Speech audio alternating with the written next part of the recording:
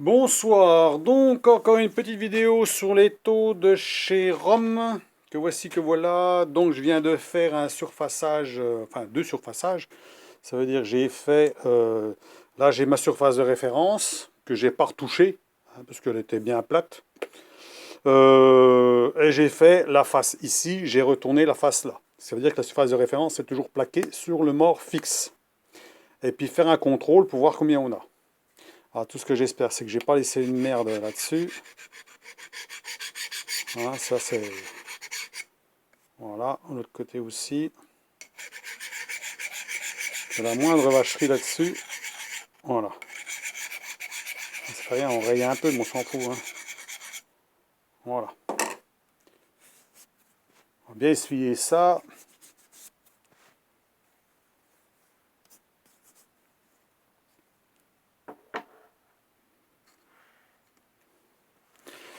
Bon, alors, on va mettre à zéro. Ben là, on est à zéro. Alors, celle-ci, je l'ai fait avant avec les taux de chez AliExpress. Donc, j'avais 2 centièmes entre là et là. Hein, entre là et là, j'avais trouvé 2 centièmes. Moi, je pense que c'était parce que j'ai pas parfaitement nettoyé ou alors, bon, la pièce était peut-être un tout petit poil bancal. Il y avait que 2 centièmes, mais vraiment pas grand-chose. Là, on est à zéro. Là, on est à zéro. Là, on est à zéro. Donc là, on a récupéré le défaut. Donc là, il y a plus rien du tout. Maintenant, dans l'autre sens, on a 1 centième. On a 1 centième comme ça. Si je retourne la pièce,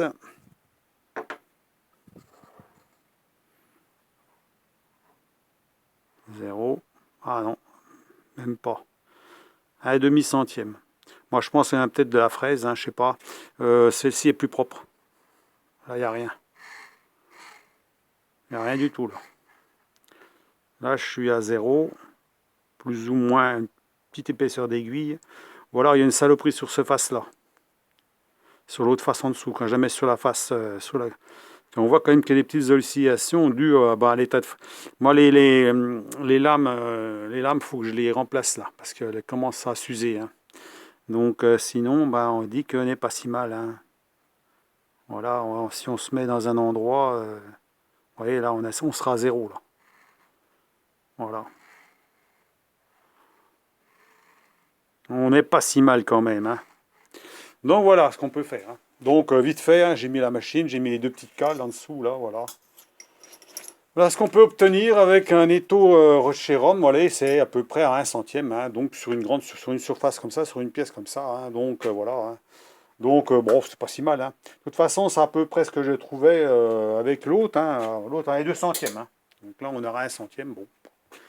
Il hein, n'y a pas, c'est bizarre que de ce côté-là, je ne suis pas pareil de l'autre côté. Je crois qu'il n'y a pas de saleté qui vient de se coller dessus.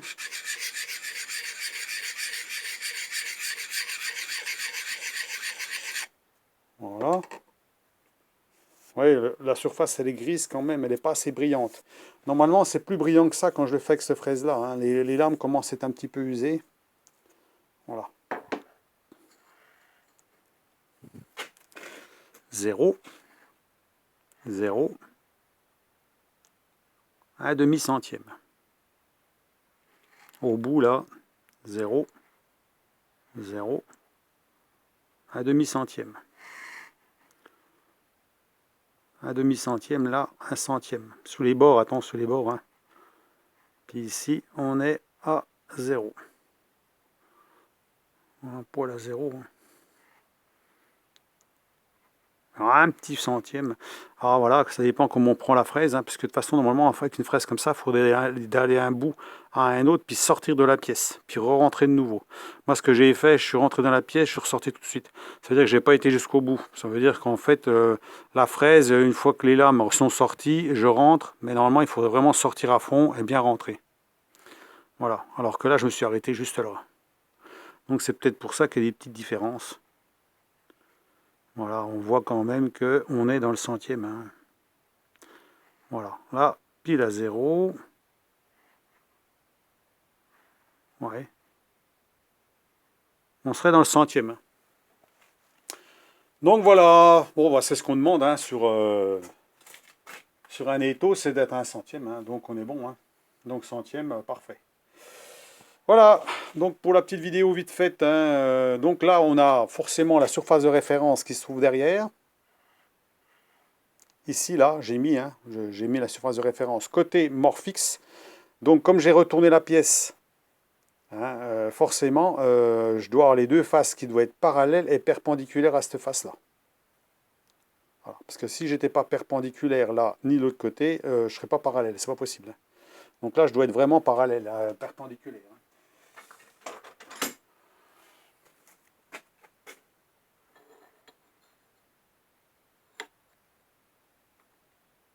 C'est vraiment parfait. Hein. Là, on est nickel. Hein, par rapport à la surface de référence. Hein. Si on retourne, ça va être exactement pareil. Hein. On va enlever le comparateur. On va enlever le comparateur, ça on verra mieux. Avec l'équerre. Voilà. Non, bon, bah c'est bien. Hein. Là, je sais pas bidouillé. Hein. Comme ça, au moins, voilà. Donc là, ce côté-là, c'est pas sûr parce que c'est pas une surface de référence, malgré que bah, c'est pas mal quand même. Parce que la dernière fois, je l'ai quand même fait bien comme il faut. Hein. Donc, elle était quand même pas si mal. Hein. Donc, là, on peut dire on est vraiment très bien.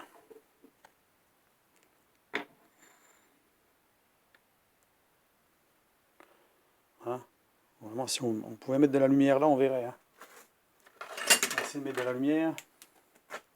Si ça veut bien fonctionner, cette saleté. Ah, ça, c'est des trucs de fête, ça. Voilà. On voit pas un fil de lumière. Là, c'est vraiment... Elle joint vraiment parfaitement bien. Donc, on est parfaitement d'écart par rapport à la table. Et donc, les deux surfaces là sont bien parallèles et bien perpendiculaires à la face là. Donc là, on est bon. Voilà, j'ai pas besoin d'aller plus loin hein, dans le fraisage. Pas de peine que je m'amuse à fraiser sans arrêt une pièce comme ça. Hein. C'est juste pour savoir si c'était bon. Donc, on peut se rendre compte que, bon, on fait du travail correct. Voilà, on fait du travail correct. Voilà, c'est tout ce que j'avais à dire. Hein. Donc, là-dessus, il n'y a pas grand-chose à dire. Hein. De toute façon, je m'en doutais un peu qu'on puisse faire du travail quand même assez correct. Hein. Bon, il n'y a plus qu'à nettoyer maintenant, hein, parce que j'en ai foutu partout. Hein. Mais bon, ça va pas mal quand même. Hein. Voilà. Pas grand-chose à nettoyer hein, à l'intérieur. Hein. Même pas de saleté. Hein. Mais bon, la pièce est assez grosse, donc il n'y a pas besoin de... Il n'y a pas de problème. Donc, eh ben, je crois que j'ai tout dit là-dessus. On a vu qu'on pouvait faire quand même de la belle surface propre. Hein. Alors bon, les lames, il va falloir que j'intervertisse, hein, parce que j'ai 4 positions. J'en ai déjà bouffé une de chaque côté. Il faut que j'intervertisse pour avoir des lames bien plus lisses, hein, que ça fasse un brillant comme ça. Hein. Normalement, ça fait un brillant brillant, hein, alors que là, ça fait un brillant gris. Donc forcément, c'est pas parfait. Hein. C'est tout. Donc, bah, je crois que j'ai tout fait là-dessus. Donc, on aura testé hein, les capacités de l'étau. Hein. Alors, je vous dis, bon, bah, sur celui de chez AliExpress, j'arrive à 1 centième et demi, 2 centièmes à peu près. Hein. Donc, là, on est à 1 centième. Hein. Donc, on a quand même réduit de moitié. Alors, ça ne veut pas dire forcément que ça vient de l'étau. On est d'accord. Hein. Ça vient peut-être tout simplement de la fraiseuse avec un petit décalage. Sachant que quand on usine un côté, on utilise la même surface de référence. Si on a un demi centième, ça veut dire 5 microns d'un côté, on retourne, on a 5 microns de décalage de l'autre côté, donc on a le même décalage. Ça veut dire que la pièce, elle est un peu comme ça ou comme ça. Hein, on est d'accord. Vu qu'on utilise la même surface de référence. Alors, les deux valeurs s'additionnent. Ça veut dire qu'on aurait 5 microns d'un côté, 5 microns de l'autre, ce qui fait qu'on a un centième. Un centième comme ça, mais pas comme ça. Forcément, comme ça, on est bon, puisque la fraise avance, on a moins de défauts forcément que comme ça. Hein. Voilà, parce que là, le défaut qu'on a dans ce sens-là, c'est le défaut d'équerrage, je pense, de la fraiseuse. Il doit y avoir léger décalage. Comme je vous ai dit, ça sous 5 microns, c'est ce qu'on retrouve là. Hein, qu'on ne devrait pas retrouver si elle était parfaite. Mais ça, bon, pour être parfait, voilà, il faudrait mettre une grande pièce, contrôler comme il faut. Sur la table, je sais que j'ai un défaut. Hein. Alors, et ça se trouve, c'est même pas sur la table, c'est sur la fraiseuse. Mais je vais m'amuser à bidouiller. Hein. On est vraiment bien. Hein. Je viens un centième. Il faut vraiment chercher pour arriver à faire mieux. C'est pas la peine. Hein. Voilà, dites-moi ce que vous pensez de tout ça, et puis ben, si vous avez fait le test chez vous, avec votre fraiseuse, avec votre étau, à combien vous pouvez arriver à faire en précision, si vous arrivez à faire la même chose. Hein, au niveau parallélisme éclairage, hein, je dis bien attention, hein, parce que là je me suis occupé, j'ai la surface de référence. Ça veut dire la surface de référence, au début, je l'ai mis contre le mort fixe, et j'ai mis un morceau de ferraille de l'autre côté pour bien appuyer sur le mort fixe. Hein. Et ensuite, j'ai retourné pour faire le parallélisme. Donc là, on est sûr que la surface là, elle est bien perpendiculaire à une des faces. Puis après, on retourne pour voir la deuxième face. Voilà, en parallélisme. Sans mettre la petite barrette. Hein. Voilà. De toute façon, normalement, si on veut bien, est-ce qu'on pourrait bloquer tout? Alors, j'ai pas essayé en bloquant tout. Est-ce que les cales bloquent? Non. Alors, on essaye. On met une cale là. Tac. On met une cale. On met la pièce comme elle est installée. Attention, bien propre, qu'il n'y ait pas de saleté. Hein. Voilà.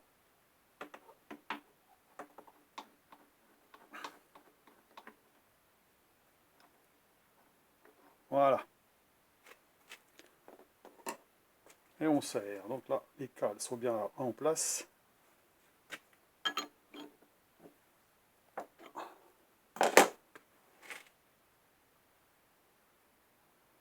Ouais, celle-ci, elle cale bien. Celle-ci, elle cale un peu moins bien. En tapotant dessus pour voir ce que ça dit. Parce que là, comme j'ai dit, hein, si elle est placée haute dans les taux, il y a des chances qu'il y ait une cale qui bouge.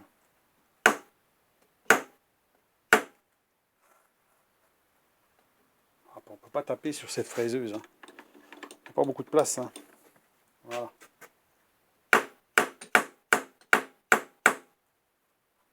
Ah, elle ne bouge plus. Ah, c'est bon.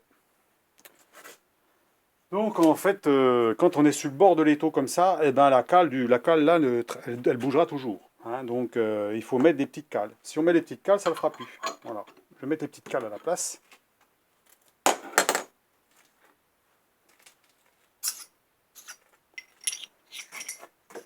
Ça dépend à quelle hauteur on travaille. Hein. Donc on prend les petites cales de 1 cm. On va bien les saloperies, qu'il n'y a rien. Bon, c'est pas si à nettoyer quand même. Hein. Voilà. Je vais peut-être mettre quelque chose dessus là. Quelque chose là, quelque chose là. Comme ça, il n'y aura pas de saleté qui va se mettre là-dessus. C'est plus facile à nettoyer. Ça ne va pas rentrer dans les vis. Là, c'est pareil. Peut-être juste un ras ici. Comme ça ne rentrera pas là. Hein, ça serait pas si mal. Donc alors, surface de référence, derrière. Voilà. Là, on va bien voir si les cales. Alors, on appuie bien sur la pièce. Voilà.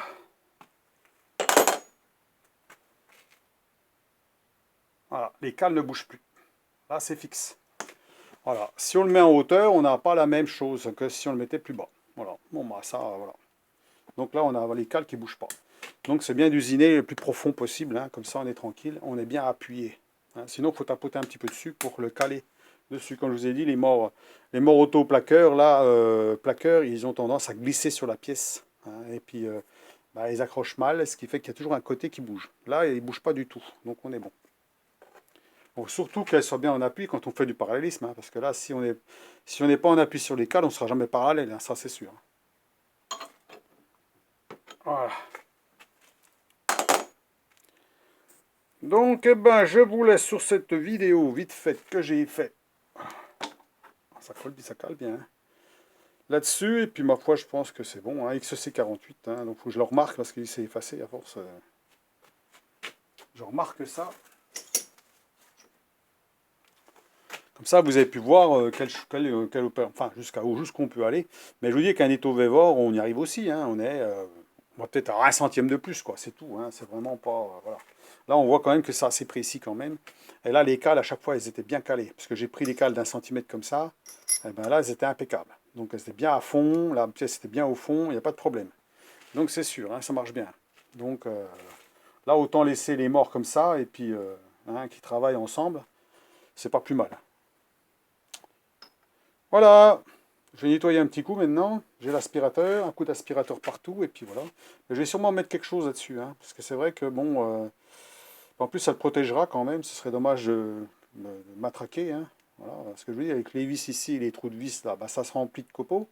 Donc en fait, ah, s'il y a une petite plaque ici, là, même en alu, ici aussi, puis ici ça bouchera un petit peu le coin là. Fait que le truc il va rentrer dedans, hein. De toute façon ça gênera pas, hein, puisqu'en fait il est en dessous. La partie là, elle est en dessous cette partie-là. Donc en fait, même si on les fait dépasser ici, fait que ça permettra d'avoir moins de merde, à la limite, moins de copeaux qui s'enfilent là, à l'intérieur. Alors toujours, bien sûr, mais moins. Moins dans le système qui tourne. Alors moi j'ai mis un peu de graisse, hein. Voilà, pour que ça aille bien, hein. Alors la graisse c'est bon sans être bon, parce que après ça colle les copeaux dessus, hein. Mais enfin bon, un coup de pinceau, puis c'est bon, hein. Donc voilà, vous avez tout vu sur les taux, hein. Maintenant, voilà, il n'y a plus qu'à, hein. On va ranger ça. Et puis ma foi, ben, passez une bonne soirée, amusez-vous bien, ben, bons achats pour ceux qui veulent acheter des trucs. Et puis ma foi, ben voilà, hein, comme ça on a tout vu, hein. Moi c'est pareil, c'est ce que je voulais savoir, hein, si vraiment c'était bien. Bon, ben, apparemment ça va, hein. Donc là je vais changer ça rapidement, parce que moi, le prochain coup que je vais m'en servir, il faut que ça coupe, hein. Là, à mon avis, ceux-là ne doivent plus trop bien couper, quoique, il y en a une qui ne doit plus couper. Je ne sais pas lesquelles, il faut que je regarde ça. Je vais la démonter pour voir. On va démonter ça. On va regarder l'état de la plaquette. Et hop.